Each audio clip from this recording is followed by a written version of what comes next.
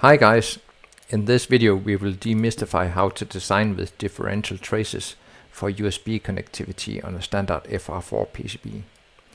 We will see which parameters to design for, how to calculate correct impedance, how to design the schematic, and finally how to route the PCB in KiCad with the route differential pair tool.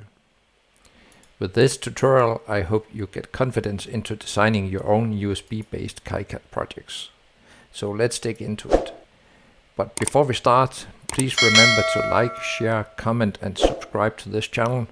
Remember that I also drink coffee. So here we are in KiCad schematic, and this is a classic example that we see quite often. We have here a USB-C connector, we have ESD protection circuitry, and then we have a chip here, and this is a USB to serial port converter. So we see here we have the USB signals, USB D- and USB D+. And in order to tell the router that this is a differential pair, then we have to name them like this, the minus and plus here at the end. We can also use, as you see here, N and P. So when the router will see these signals, then it will know that this is a differential pair. So this is basically all that we need to do in the schematic editor. So here we are in layout, and I already did an import of the parts that we saw in the schematic earlier. And I did a small outline here for the PCB. And I have 3 parts here in the PCB. We have the USB-C connector, we have an ESD protection device, and we have the USB to serial converter. And these 3 components are tied together with a USB signal. So in order to route this correct with 90 ohm in impedance, as we do for USB signals, then we have to set up a net class. And we do that here in board setup. And we have one here called net classes, and there's a default net class, and we want to add a new one. So we just give it a name, and I will just call this 90 ohm diff. And I don't want to put any values in. I will do that later. And then we need to assign some nets to this net class. Press OK here. Then we go in and we find our signals that we're interested in. And we just go in and highlight it and right click. And then we say assign net class, and we want to assign it to 90 ohm diff. Okay. And then we just do this for the remaining ones, the last 4 here.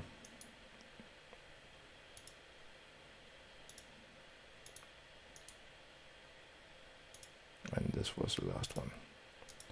Okay, then we have all 4 nets, and we can go in and see board setup, and here we see that the 4 nets has been assigned this net class. So we have some other parameters that are important. We have with the differential pair width, and we have the differential pair gap. So we need to use a calculator for calculating this, but first let's check out what's important. There are some parameters that we have to look at from our PCB manufacturer. So let's look at a 4-layer stack-up that I normally use for PCBs where I need USB. So we also need to set up a physical stack-up, and we need to select that this is a 4-layer board, like that. And one of the most important things is actually the distance from the top layer to the next layer inside the PCB. So let's have a look at that.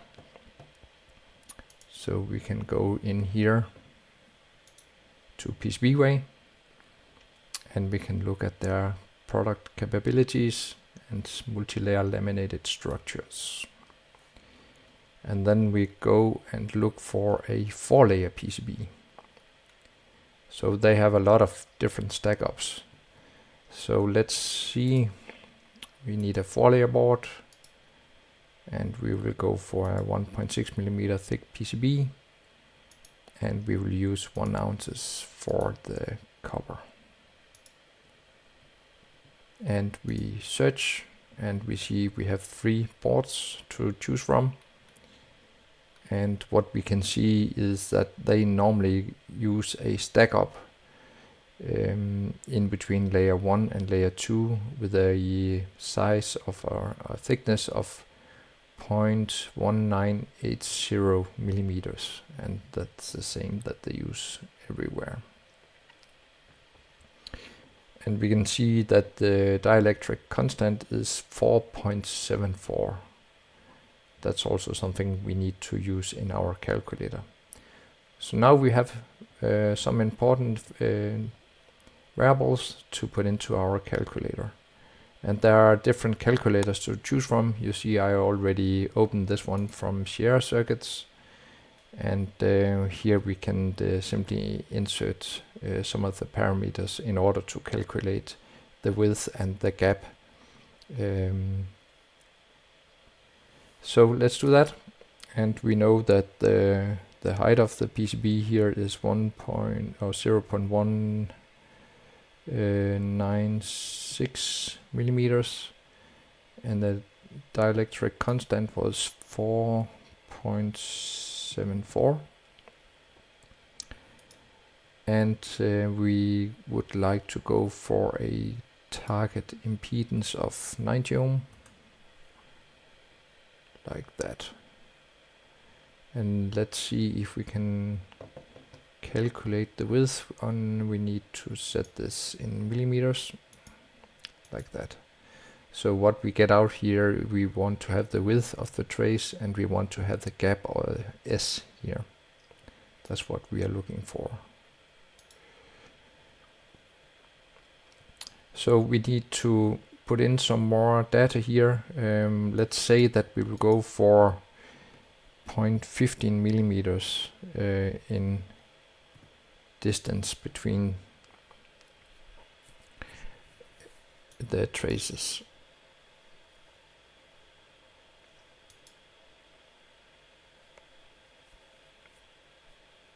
And we also have this parameter. So this is the thickness of the PCB, that's called T, and that's 35 micro.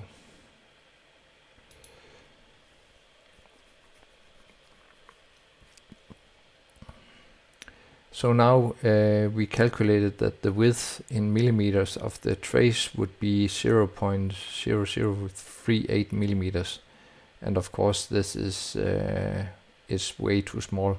So there must be some issues somewhere. What did change? This is this one. So we need to have 1.96, like that.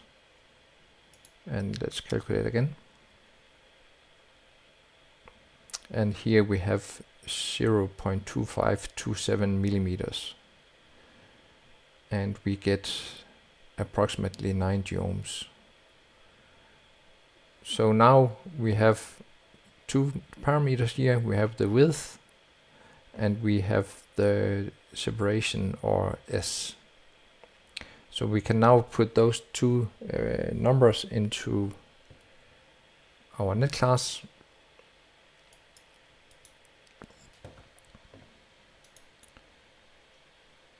And we'll do that here. And net classes. And the clearance, I will set that as very small in the beginning. We will edit that one later. So we have the width, that was 0.2527, and the gap was 0.15 millimeters. And that's all that is needed. And then we just press OK. Can just show you one other calculator that I was playing around with. We have this from PCB Design Saturn,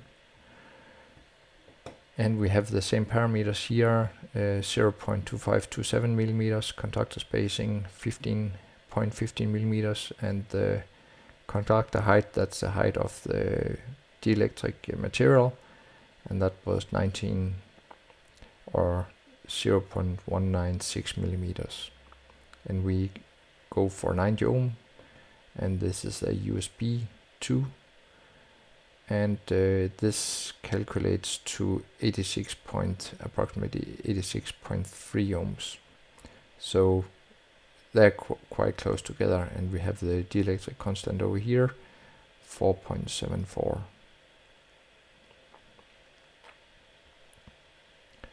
So I think we are ready to start designing with our differential pair. So let's have a look at that in our editor here. So we can just say route and then route differential pair, and then we just click here, and it already selected our two traces here because it knows that the plus and minus ones are differential pairs, and we just drag it along, and whoops, then they are connected, and we have the correct distance in between the traces here. And then we can take the last ones here and then just route along.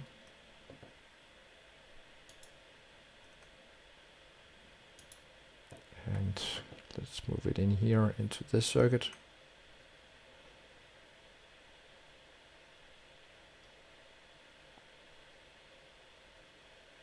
And yeah, like that.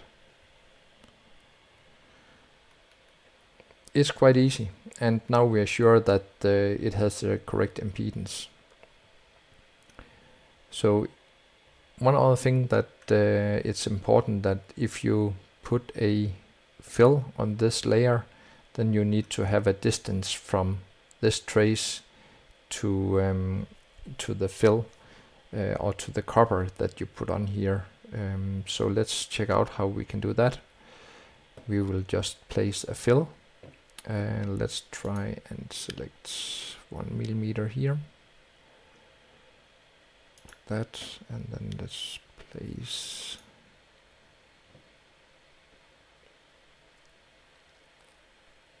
a fill zone, and we will connect that to the inner one layer and the bottom layer, and that will be ground. And we will have a clearance normally of 0.15 millimeters, minimum width 15 here and 15 there, like that. And then we just put the fill in here.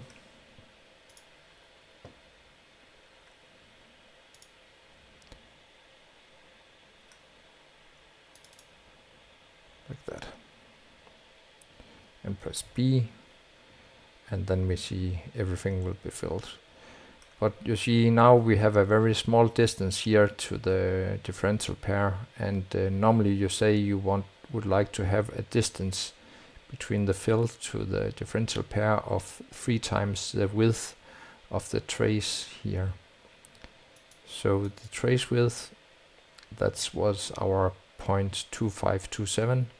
So we have to have the distance here 3 times bigger, and that's approximately 76 millimeters. Okay, so then we go into our net class again, and it's here, and then we say okay, we would like another clearance. We would like it to be 0.76 millimeters. We press OK, and then we update it by press B, and then you see then we have the distance, the correct distance here to our differential pairs. And then you should also avoid to place parts and stuff like that very close to this. So yeah, that's the way you do it. I hope you learned something, and see you in the next one. Bye.